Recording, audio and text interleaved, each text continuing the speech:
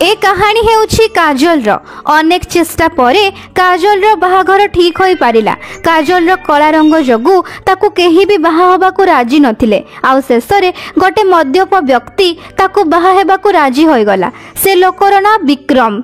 विक्रम किछि काम धंदा करेनी। से बस एई शर्तरे बाहा होबाकू राजी हेइछि जे जेमिति काजल ताकू सबुदिन मद पीबाकू टंका देबो। दुहिंको बाहाघर परे प्रथम राति रे ही विक्रम काजल को कहिला, ए काजल, तू टंका आनी मते दबु, तू काम करिबो। एई शर्तरे ही मु ए घरे रहिबी।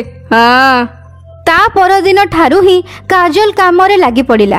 काजल सबुदिन ठेला गाड़ी नहीं परिबा बिक्री करबा को जाउथिला। विक्रम रो घर पछपटे थिबा छोट बाड़ी रे से जेतिकी पारुथिला साग मुग बाईगण आलू एसबु लगेई बाजार को जाई बिक्री करुथिला। खाली एतिकी नुहे, से घर घर बुली भी लोकन को परिबा देई आसुथिला। एसबु देखी गाँव रो किछि लोक काजल को कथा सुनैबा को लागिले। अरे नुआ बहुटा घर घर बुली परिबा बिकुची, एमिति भी कौन दरकार पड़ीगला जे।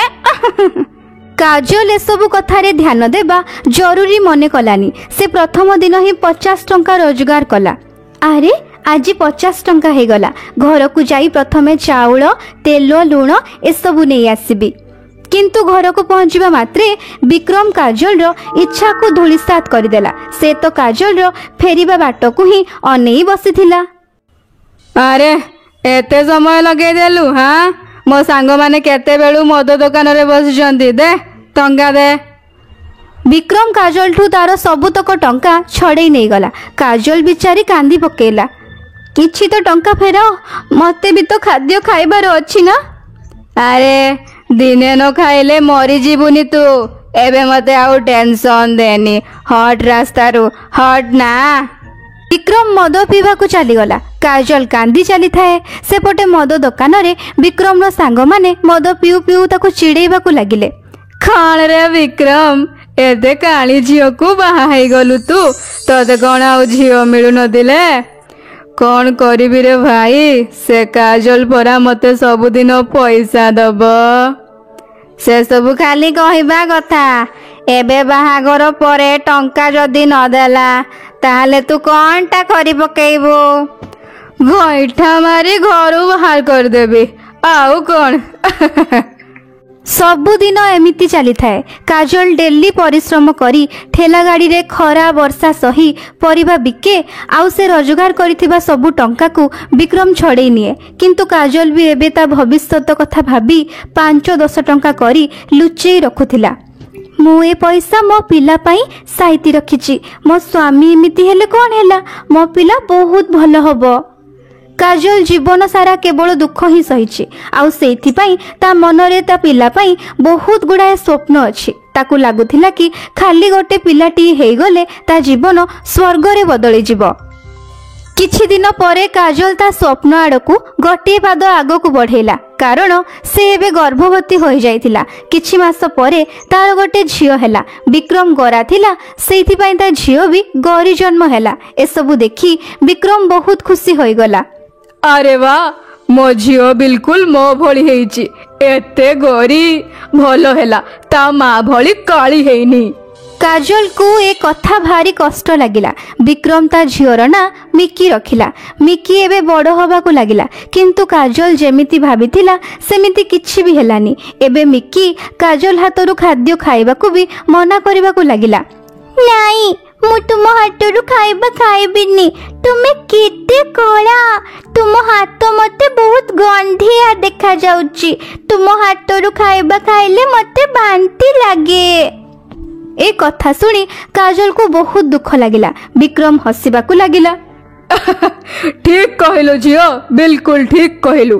तो माँ बहुत कदर्ज। बापा मते नुआ माँ दरकार। हाँ मिकी, तू चिंता करनी, मु तते नुआ माँ आनी देबे। मिकी काजल को कहिला, सुना तुमे बाहर ही रही परिबा बिक, घर को आसीबा दरकार नहीं। तुमको देखिबा मात्रे मते बांती लागुची। तू तू ये कौन कहूचु झियो? मु तोर माँ। माँ କିଛି ଜାଣିନି। ଯଦି ତୁମେ ଘରକୁ ଆସିବ ବି ତାହେଲେ ମୁଁ ସହିଯିବା ପରେ ଆସିବ। ତୁମ ଚେହେରା କେତେ ଭୟଙ୍କର। କାଜଲ ବି ସେମିତି କରିବାକୁ ଲାଗିଲା। ସେ ସକାଳୁ ସବୁ କାମ ସାରି ରୋଷେଇ କରି କାମକୁ ବାହାରି ଯାଉଥିଲା, ଆଉ ସମସ୍ତେ ଶୋଇଗଲା ପରେ ଘରକୁ ଫେରୁଥିଲା। ତାକୁ ଆଜିକାଲି କିଛି ବି ଭଲ ଲାଗୁନଥିଲା। ନିଜ ଘର ବି ତାକୁ ପର ଭଳି ଲାଗୁଥିଲା। ଆଉ ଏଇ ଅବସ୍ଥାରେ କାଜଲ ପୁଣି ଥରେ ଗର୍ଭବତୀ ହେଇଗଲା। ହେ ଭଗବାନ, ଆହୁରି ଗୋଟେ ପିଲା ଆସିବାକୁ ଯାଉଛି। ଯଦି ଏଇ ପିଲା ବି ମୋର କଳା ରଙ୍ଗ ପାଇଁ ମୋତେ ଘୃଣା କରେ ତାହେଲେ। ଏଇ କଥା ଚିନ୍ତା କରି ଗରି ହେବା ପାଇଁ କାଜଲ ଅଲ୍ଟା ସିଧା କ୍ରିମ୍ ଲଗାଇବା ଆରମ୍ଭ କରିଦେଲା। କିନ୍ତୁ ସେଇ କ୍ରିମ୍ ଯୋଗୁଁ ତା ମୁହଁରେ କିଛି ଇନଫେକ୍ସନ୍ ହେଇଗଲା, ଆଉ ତା ଚେହେରା ଘାରେ ଭର୍ତ୍ତି ହେଇଗଲା। ଦିନେ ମିକିର ଜଣେ ସ୍କୁଲ ସାଙ୍ଗ ତାଙ୍କ ଘରକୁ ଆସିଲା, ଆଉ ସେଇଦିନ ହିଁ କାଜଲର ଦେହ ଭଲ ଲାଗୁନଥିଲା। ସେଇଥିପାଇଁ ସେ କାମକୁ ଯାଇନଥିଲା। ମିକିର ସାଙ୍ଗ କାଜଲକୁ ଦେଖିନେଲା। ମିକି, ତୋ ମା କେତେ କଦର୍ଯ୍ୟ, କେତେ କାଳି, ତା ଉପରେ ପୁଣି ମୁହଁରେ କେତେ ଘା। ମତେ ତ ବାନ୍ତି ଲାଗିଲାଣି। ମୁଁ ଏ ଘରେ ଆଉ ଜମା ବି ରହିପାରିବିନି। ଏମିତି କହି ସେ ଝିଅ ଚାଲିଗଲା। ମିକିକୁ ବହୁତ ରାଗ ଲାଗିଲା। ସେ ତା ମାର ଚୁଟି ଗୁଚ୍ଛାକୁ ଧରି ଘୋଷାରିବାକୁ ଲାଗିଲା। ମୁଁ ତୁମକୁ କହିଥିଲି ନା ଏ ଘରେ ଦେଖା ନ ଦେବାକୁ। ତୁମେ ଏଠି କଣ କରୁଛ? ଆଜି ଦେହଟା ଭଲ ଲାଗୁନି ରେ ମା, ମୁଁ ଯାଇପାରିଲିନି।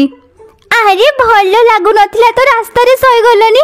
ତୁମକୁ ଦେଖିକି ମୋ ସାଙ୍ଗ ଡରିକି ଚାଲିଗଲା। ମତେ ଆଉ ତୁମ ମୁହଁ ବି ଦେଖିବାର ନାହିଁ। ଏବେ ଏ ଘରୁ ବାହାରି ଯାଅ, ଆଉ କେବେ ବି ଆସିବନି। ମିକି କାଜଲକୁ ଘୋଷାରି ଘୋଷାରି ଦୁଆର ଯାଇ ନେଇଗଲା, ଆଉ କହିଲା, ବାହାରି ଯାଅ ଏ ଘରୁ। ମତେ କାଳି କଦର୍ଯ୍ୟ ଅସୁନ୍ଦରୀ ମା ଦରକାର ନାହିଁ। ମିକି ତା ମାକୁ ଘରୁ ଧକ୍କା ମାରି ବାହାରକୁ ବାହାର କରିଦିଏ, ଆଉ କାଜଲ ଯାଇ ମୁଣ୍ଡ ମାଡ଼ି ତଳେ ପଡ଼େ। ଏମିତିରେ ତା ଦେହ ବି ଭଲ ଲାଗୁନଥିଲା। ସେ କାନ୍ଦି କାନ୍ଦି ତା ନିଜ ଝିଅକୁ ଘରକୁ ପଶିବାକୁ ଦେବାକୁ ନେହୁରା ହୁଏ। ମୁଁ କଳା ହେଲେ କଣ ହେଲା? ମୁଁ କଣ ତୋର ମା ନୁହେଁ? ନାଇଁ, ମୋ ମା ଗରି ହେଇଥିବ, ତୁମ ଭଳି କଦର୍ଯ୍ୟ ଡାହାଣୀ ନୁହେଁ। ଏମିତି କହି ମିକି କବାଟ ବନ୍ଦ କରିଦେଲା। କାଜଲ ସେଇ ଅବସ୍ଥାରେ ଉଠି ବେସାହାରା ହେଇ ଚାଲିବାକୁ ଲାଗିଲା। ତା ଆଖିରେ ଲୁହ ଭରି ଯାଇଥିଲା। ସେଇଥିପାଇଁ ତାକୁ ସବୁ ଧୂଆଁ ଧୂଆଁ ଦେଖାଯାଉଥିଲା। ଏତିକି ବେଳେ ଗୋଟେ ଗାଡ଼ି ଆସି ତାକୁ ଧକ୍କା ଦେଇଦେଲା। କାଜଲ ସେଇଠି ରକ୍ତାକ୍ତ ହୋଇ ପଡ଼ିଗଲା। ଆହା ଆହା। ତାକୁ ହସ୍ପିଟାଲକୁ ନିଆଗଲା। ଅପରେସନ କରିବା ପାଇଁ ଟଙ୍କା ଦରକାର ଥିଲା। ଡାକ୍ତର ଯେତେବେଳେ କାଜଲର ସ୍ୱାମୀକୁ ଫୋନ୍ କଲେ, ସେ କହିଲା, ନାଇଁ ନାଇଁ, ସେ କାଳି ଅସୁନ୍ଦରୀ ମୋ ସ୍ତ୍ରୀ ନୁହେଁ। ମୁଁ ତ ଆଜି ହିଁ ଗୋଟେ ଗରି ଝିଅକୁ ବାହା ହେବି। ତାକୁ ମରିବାକୁ ଦିଅ। ଡାକ୍ତର ବାବୁଙ୍କୁ କାଜଲକୁ ଦେଖି ଦୟା ଲାଗିଲା। ତାଙ୍କର ବି ଆଉ କେହି ନଥିଲେ। ସେ କାଜଲକୁ ଭଉଣୀ ଡାକିବା ଆରମ୍ଭ କଲେ, ଆଉ ତାର ଫ୍ରିରେ ହିଁ ଚିକିତ୍ସା କରିଦେଲେ। କାଜଲ ଏବେ ଡାକ୍ତର ବାବୁଙ୍କ ଘରେ ହିଁ ତାଙ୍କ ଭଉଣୀ ହୋଇ ରହିଲା। ସେପଟେ ବିକ୍ରମ ଗୋଟେ ଗରି ଝିଅକୁ ବାହା ହେଇଗଲା। ଗରି ମା ପାଇ ମିକି ବହୁତ ଖୁସି ହେଲା। ଆରେ ବା, ମୋ ନୂଆ ମା କେତେ ଗରି, ବଢିଆ ହେଲା। ସେ କାଳି କଦର୍ଯ୍ୟ ମା ମରିଯାଇଛି। ସେ ଆଉ କେବେ ବି ଆସିବନି। ମୁଁ ଆଜି ବହୁତ ଖୁସି। କିନ୍ତୁ କିଛି ଦିନ ଯିବା ପରେ ବିକ୍ରମର ଗରି ସ୍ତ୍ରୀ ମହିମା ତାର ମହିମା ଦେଖେଇବା ଆରମ୍ଭ କରିଦେଲା। ସେ ବାପ ଝିଅଙ୍କ ସହିତ ଖରାପ ବ୍ୟବହାର କରିବାକୁ ଲାଗିଲା। ମା, ମତେ ଖାଇବାକୁ ଦିଅ ନା। ମୁଁ କଣ ତ ବାପର ଚାକରାଣୀ ଯେ ତତେ ଖାଇବାକୁ ଦେବି? ଯା, ଭିକ ମାଗି ଖାଇବୁ ଯା। ବିକ୍ରମ ଯେତେବେଳେ ତାକୁ ମଦ ପିଇବାକୁ ପଇସା ମାଗିଲା ତ ସେ ବିକ୍ରମକୁ ବି ଝାଡୁରେ ମାରିବାକୁ ଲାଗିଲା। କିଛି ଦିନ ଭିତରେ ହିଁ ମହିମା ବିକ୍ରମର ଘର ଆଉ କାହାକୁ ନ ଜଣେଇ ବିକ୍ରି କରିଦେଲା, ଆଉ ତା ସାଙ୍ଗ ସହ ଫେରାର ହୋଇଗଲା। ବିକ୍ରମ ମୁଣ୍ଡରେ ହାତ ଦେଇ ବସିଲା। ମିକି ବି କାନ୍ଦିବାକୁ ଲାଗିଲା। ଦୁହେଁ କାନ୍ଦି କାନ୍ଦି ରାସ୍ତାରେ ଭିକ ମାଗିବାକୁ ଲାଗିଲେ। ବାପା, ଏସବୁ ଆମ ସହ କଣ ହେଇଗଲା? ଗରି ମା ମାନେ ତ ଭଲ ହେଇଥାନ୍ତି ନା, ତାହେଲେ ମୋ ଗରି ମା ଏମିତି କାହିଁକି ଗଲା? ଏସବୁ ଆମ କର୍ମର ଫଳ ଝିଅ, ଭୋଗିବାକୁ ତ ପଡ଼ିବ। ସେପଟେ ଡାକ୍ତର ବାବୁ କାଜଲକୁ ଭଲ କରିଦେଇଥିଲେ, ଆଉ ସେ ଯୋଉ ଗର୍ଭବତୀ ଥିଲା ତାର ଶିବା ନାମକ ଗୋଟେ ପୁଅ ହେଲା। ଶିବା କାଜଲକୁ ବହୁତ ଭଲ ପାଉଥିଲା। କାଜଲ ଏବେ ପାଠ ପଢିବା ଆରମ୍ଭ କରିଥିଲା, ଆଉ ସେ ଭଲ ଚାକିରି ବି ପାଇଲା। ଶିବାକୁ ସେ ଭଲ ସ୍କୁଲରେ ଆଡମିସନ କଲା। ଦିନେ ଶିବା ସ୍କୁଲରୁ ଫେରିଲା ବେଳେ ଗୋଟେ ଲୋକ ଆଉ ଗୋଟେ ଝିଅକୁ ଭିକ ମାଗୁଥିବାର ଦେଖିଲା। ଆରେ, ଏମାନେ ଭିକ କାହିଁକି ମାଗୁଛନ୍ତି? ମା ତ କହନ୍ତି ଦୁଃଖୀ ଲୋକଙ୍କର ସାହାଯ୍ୟ କରିବା ଉଚିତ। ଶିବା ସେମାନଙ୍କୁ ତାଙ୍କ ଘରକୁ ନେଇଗଲା। ସେ ଜାଣି ବି ନଥିଲା ଯେ ସେ ଦୁଃଖୀ ଲୋକମାନେ ହେଉଛନ୍ତି ତା ନିଜ ଭଉଣୀ ଆଉ ବାପା ବୋଲି। କାଜଲ ବାହାରକୁ ଆସିଲା ଆଉ ବିକ୍ରମ ମିକିକୁ ଦେଖି ଚମକି ଉଠିଲା। ସେମାନେ ଦୁହେଁ ବି ଆଶ୍ଚର୍ଯ୍ୟ ହୋଇଗଲେ। ବିକ୍ରମ କାଜଲକୁ କ୍ଷମା ମାଗିବାକୁ ଲାଗିଲା। ମୋତେ କ୍ଷମା କରିଦିଅ, ମୋର ଭୁଲ ହେଇଯାଇଛି। ମତେ ବି କ୍ଷମା କରିଦିଅ ମା, ମୁଁ ବୁଝି ଯାଇଛି ଯେ ଖଣା ଘରରେ କିଛି ନଥାଏ ବୋଲି। କାଜଲ ସେ ଦୁହିଁଙ୍କୁ କ୍ଷମା କରିଦେଲା। ତା ପରଠାରୁ ବିକ୍ରମ ମଦକୁ ହାତ ବି ଲଗେଇଲାନି ଆଉ ସେ ନିଜେ ବି କିଛି କାମ କରିବାକୁ ଲାଗିଲା। ଶିବା ସହ ମିକି ବି ଏବେ ଭଲ ସ୍କୁଲରେ ଆଡମିସନ ହେଇଗଲା ଆଉ ଗର୍ବର ସହ ସେ ଦୁହେଁ କହିବାକୁ ଲାଗିଲେ ଯେ ସେ ଗରିବ ସ୍ତ୍ରୀ ଲୋକ ହେଉଛି ଆମ ମା ବୋଲି। ଯଦି ଆପଣଙ୍କୁ ଏ କାହାଣୀ ଭଲ ଲାଗିଥାଏ ତାହେଲେ ଲାଇକ୍ କରନ୍ତୁ ଆଉ ଯଦି ଆପଣ ଆମ ଚ୍ୟାନେଲରେ ନୂଆ ଅଛନ୍ତି ତାହେଲେ ଚ୍ୟାନେଲକୁ ସବସ୍କ୍ରାଇବ୍ କରନ୍ତୁ।